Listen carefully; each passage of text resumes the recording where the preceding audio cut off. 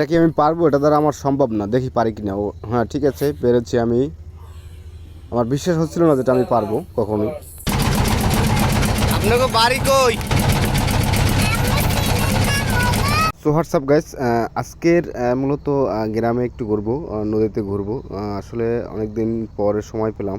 আসলে সময়টা এরকম খুঁজে বের করা যায় না, সম্ভব না, বিভিন্ন ব্যস্ততার কারণে কিন্তু ঘুরতে পারি না। আসলে আমার কাছে ঘোরাটা কিন্তু খুবই ভালো লাগে। বিভিন্ন যে গ্রামের দৃশ্যগুলো দেখতে খুবই সুন্দর, সত্যি অসাধারণ লাগে। এই যে নদীর ভিতরে যে দৃশ্যগুলো, আজকে কিন্তু মোটামুটি কুয়াশা ছিল, যার কারণে এই অবস্থা নদীর। আর বিশেষ করে ওর কথাগুলো অনেক ভালো লাগে। আপনাদের কাছে কেমন লাগে অবশ্যই জানাবেন। আজকে ওর ইন্টারভিউ নেব এখন থেকে। হ্যাঁ, কেন কেন ঘুরতে যান নাকি?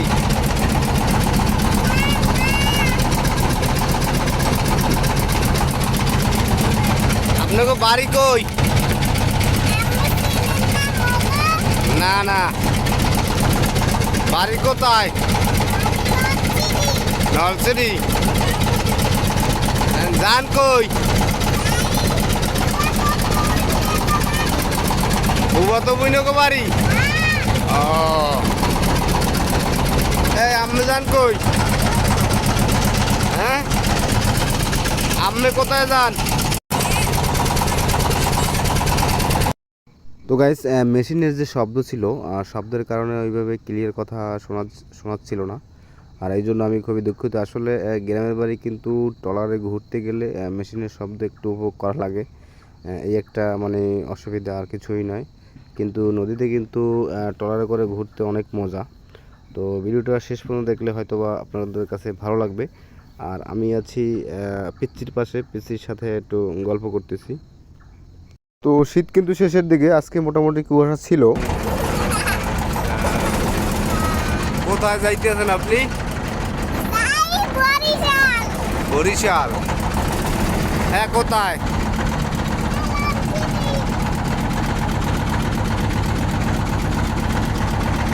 এই সাইডে যাইন। এই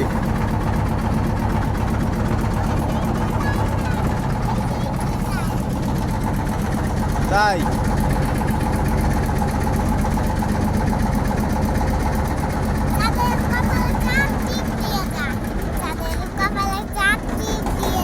তাই?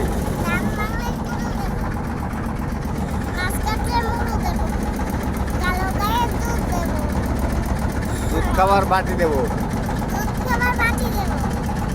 তাদের কপালে চাপ দিয়ে দাও। গাইস, আমরা আসছি একটু গ্রামের বাড়ি। দেখেন, আর আপনারা যে আমার পিছনে যে দৃশ্যটি দেখতেছেন, এটা কিন্তু আগে নদী ছিল, এখন কিন্তু চর পড়ে যে অবস্থা হয়েছে দেখেন। আর পিছনের বাড়িগুলো কিন্তু সরকারি, গরিব অসহায়রা থাকে এখানে বসবাস করে। তো গাইস, গ্রামের প্রকৃতি অপরূপ, শান্ত, নির্মল। প্রকৃতির সান্নিধ্য গ্রাম যেন এক স্বর্গীয় অনুভূতির উৎস। এখানে বিস্তীর্ণ সবুজ ক্ষেত, আঁকাবাঁকা মেঠো পথ, ছোট ছোট পুকুর ও নদী গ্রামের সৌন্দর্যকে আরও মোহময় করে তোলে। সকালবেলা কিন্তু গ্রামের পরিবেশ ভীষণ মনোরম। সূর্যের প্রথম কিরণ ফসলের ক্ষেতে পড়লে এক সোনালি আভা ছড়িয়ে পড়ে। বাতাসে পাখির কুজন, গরু মহিষের ডাক আরও মানুষের কর্মচঞ্চলতা এবং সুমধুর সুর তৈরি করে। নদীর ধারে বসে নৌকা বসানো কিংবা বৃক্ষের ছায়ায় বসে গল্প করার অনুভূতি আলাদা। রাতের গ্রাম আরও রহস্যময় ও শান্ত। জ্যোৎস্নার আলোয় মাঠ ঘাট যেন রূপকথার রাজ্যে পরিণত হয়।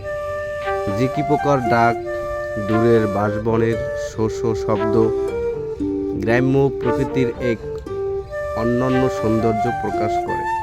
সব মিলিয়ে গ্রামের প্রকৃতি প্রকৃত অর্থেই প্রশান্তির ঠিকানা, যেখানে মানুষ প্রকৃতির সান্নিধ্য থেকে নির্মল জীবনযাপন করতে পারে। আর গাইস, নদীর সৌন্দর্য অপূর্ব, এক মনোমুগ্ধকর একটি প্রকৃতির এক জীবন্ত চিত্রকর্ম, যা মানুষের মনকে প্রশান্তি দেয় এবং হৃদয়ে গভীর অনুভূতি সৃষ্টি করে। যেমন সূর্যোদয় ও সূর্যাস্তের অপরূপ দৃশ্য, নদীর জলে প্রতিফলিত সূর্যের আলো এক স্বপ্নীল সৌন্দর্য সৃষ্টি করে। সকাল ও সন্ধ্যায় নদীর ধারে দাঁড়িয়ে এই দৃশ্য উপভোগ করা এক অনন্য অভিজ্ঞতা।